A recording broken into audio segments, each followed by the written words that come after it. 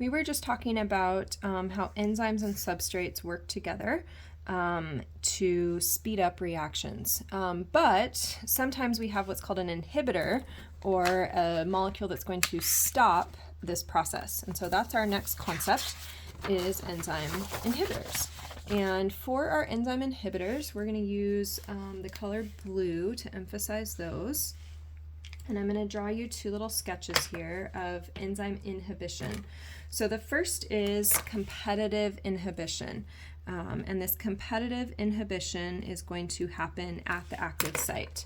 So if I've got my enzyme just kind of hanging out, here's the active site, remember.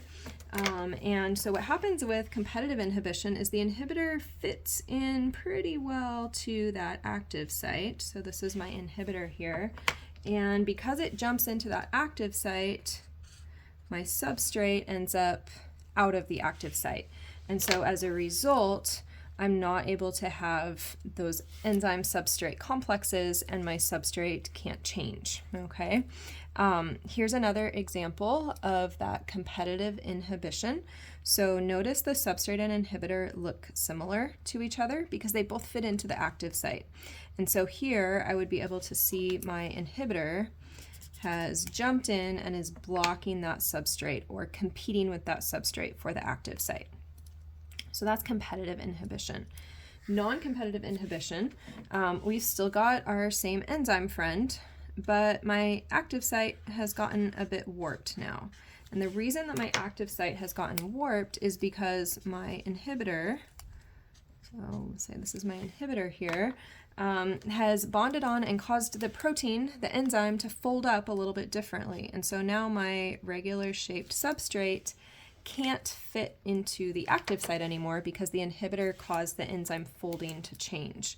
And so this is not a competition because we're not competing for the active site. So we could say that this is away from the active site.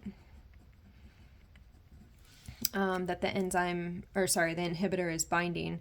It's changing the way that enzyme's shaped, and now as long as it's there, it doesn't matter how much substrate I add, that substrate can't get in.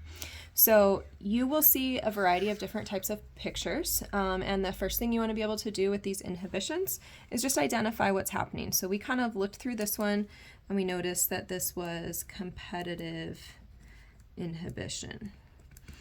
So you can look through this picture and this picture and be able to figure out which is which. You've also got some word definitions to describe competitive inhibition and non-competitive inhibition.